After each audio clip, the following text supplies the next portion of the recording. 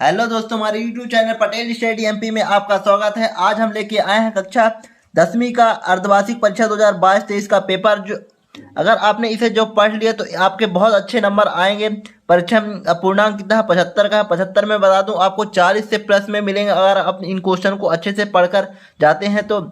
हमने इसमें very most important question है। मैं बता दूं दोस्तों, कोई भी आपको पूरा 75 में पूरा मार्क्स नहीं दे सकता है, दिला सकता है ना।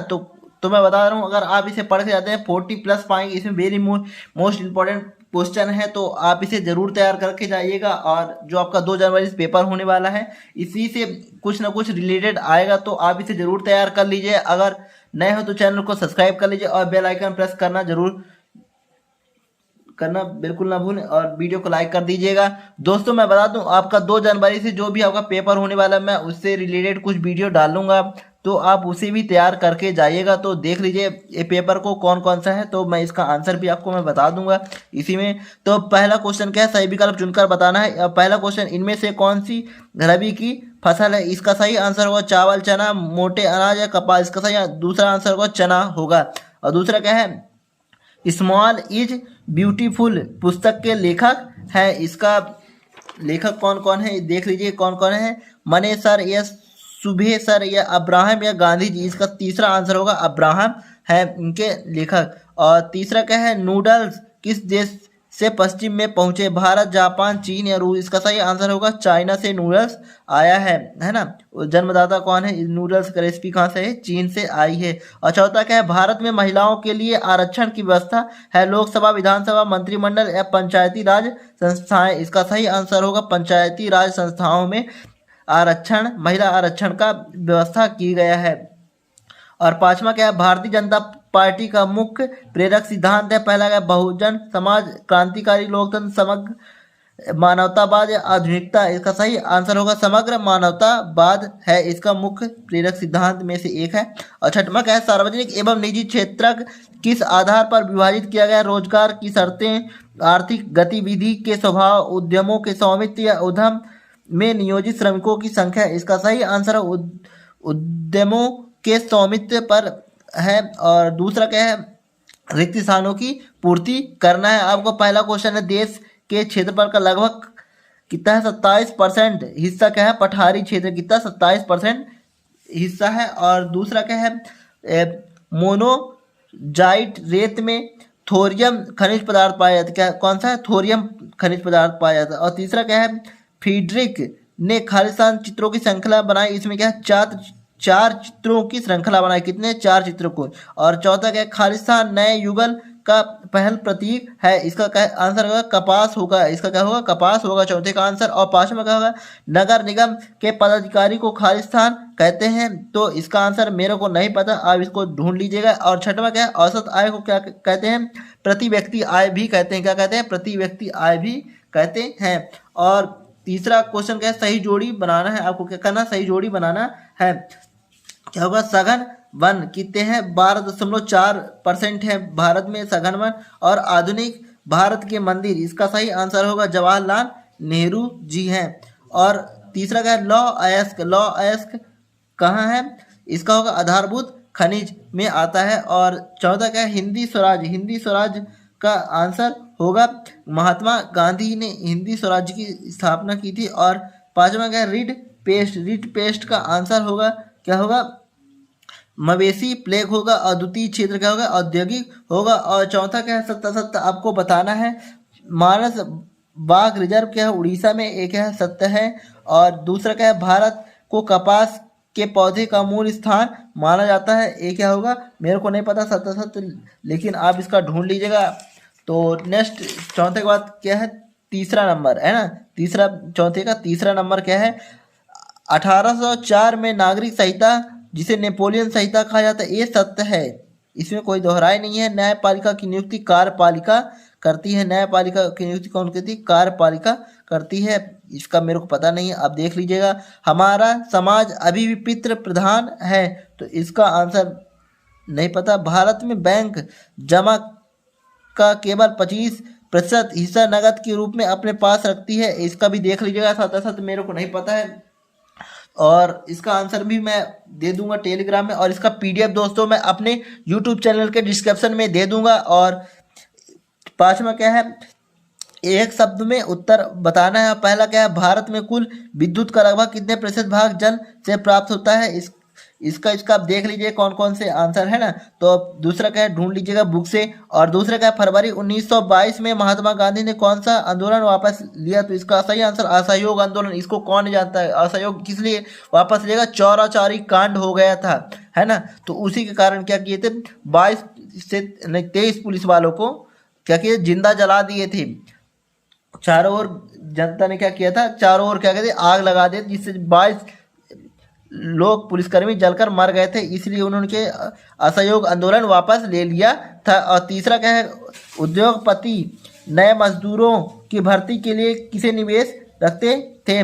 और इसका सही आंसर गुमास्ता होगा, आंसर मेरे को मिल गया है। और चौथा क्या है, संघ सूची में वर्णित विषयों के बारे में कानून बनाने का अधिकार किसे गया। इसका लोकसभा और राज्यसभा को दिया गया है।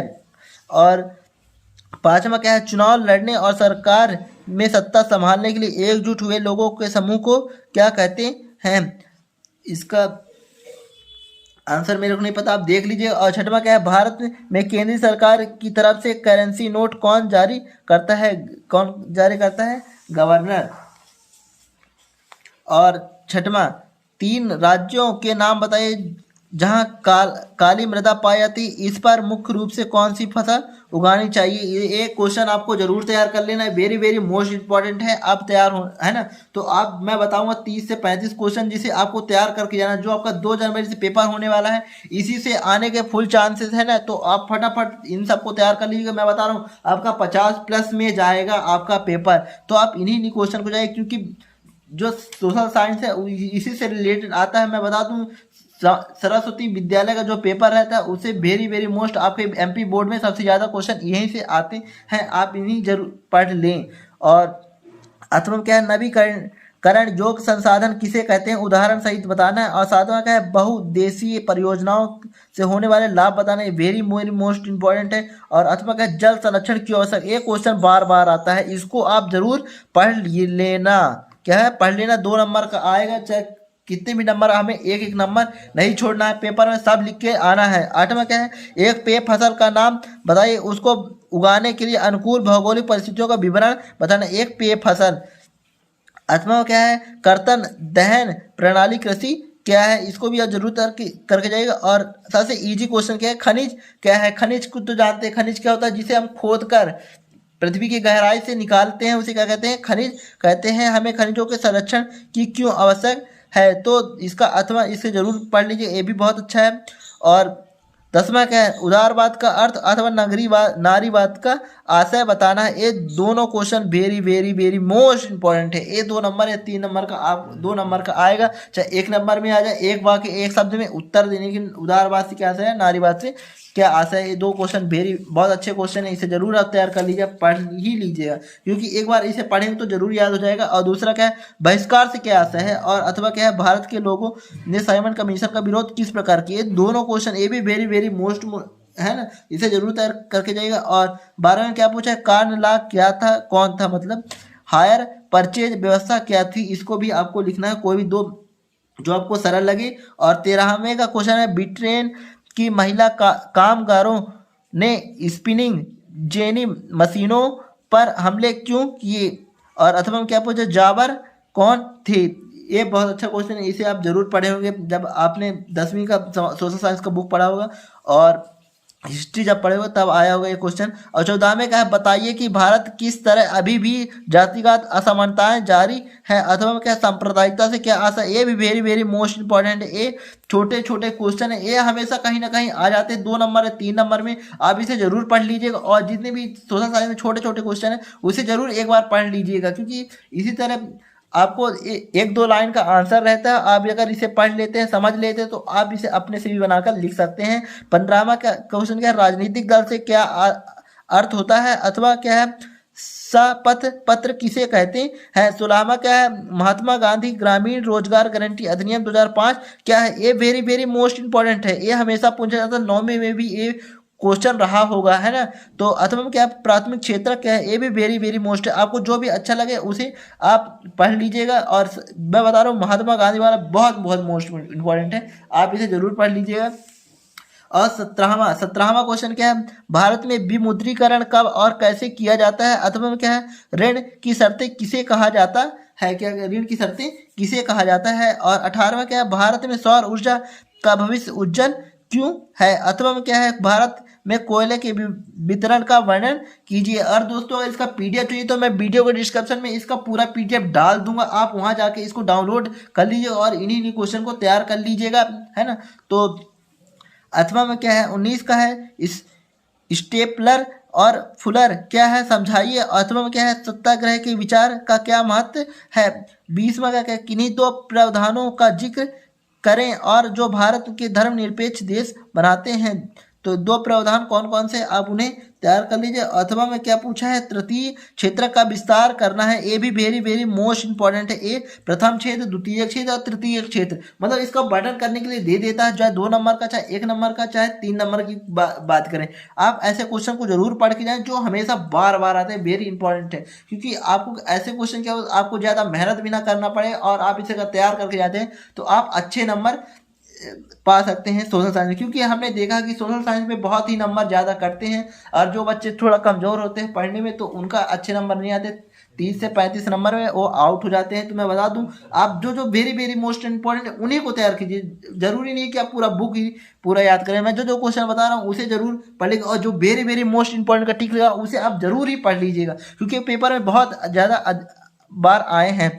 और 21 का क्वेश्चन क्या है, चावल की खेती के लिए उपयुक्त भौगोलिक परिस्थितियों का वर्णन करना है। अथवा में क्या है, भारतीय कृषि पर वैश्वीकरण के प्रभाव पर टिप्पणी लिखना है। और 22वां क्वेश्चन क्या है, ब्रिटेन वुड्स समझौते का अर्थ बताना है। आपको 4 नंबर का इसमें भी 50 से 60 शब्दों में लिखना है। और अथवा में क्या पूछा है, भारतीय अर्थव्यवस्था में महामंदी पर क्या प्रभाव पड़ा, तो ये भी वेरी वेरी इंपॉर्टेंट है, इसे भी जरूर पढ़ लीजिएगा। राजनीतिक दलों के सामने क्या चुनौतियां आई हैं, अथवा में क्या पूछा है, राजनीतिक दल अपना कामकाज बेहतर ढंग से करें इसके लिए उन्हें मजबूत बनने के लिए क्या सुझाव दिए गए। ये भी वेरी वेरी मोस्ट इंपॉर्टेंट है, आप दोनों को जरूर पढ़ लीजिए। क्योंकि एक कहीं भी कैसे भी क्वेश्चन बना के आया था, इससे भी रिलेटेड क्वेश्चन आते तो आप इन सबको जरूर तैयार कर लीजिएगा। और दोस्तों अगर यह वीडियो आपको अच्छा लगा हो तो लाइक कर दीजिए और दोस्तों में शेयर करके हमारी थोड़ी सी हेल्प कर दीजिए। और ये वीडियो आपको कैसा लगा इसको कमेंट में दे दीजिए, और आपको किस तरह की वीडियो चाहिए आगे तो मैं उससे रिलेटेड में वीडियो बना सकूं, तो आप इसे कमेंट में ऐसे चीज़ हमें ज़रूर बताएं। तो जय हिंद। और इसका पीडीएफ आपको डिस्क्रिप्शन में मिल जाएगा, मैं आपको ये बात जरूर बता रहा हूँ, आप इसे डाउनलोड कर लीजिए। जय हिंद।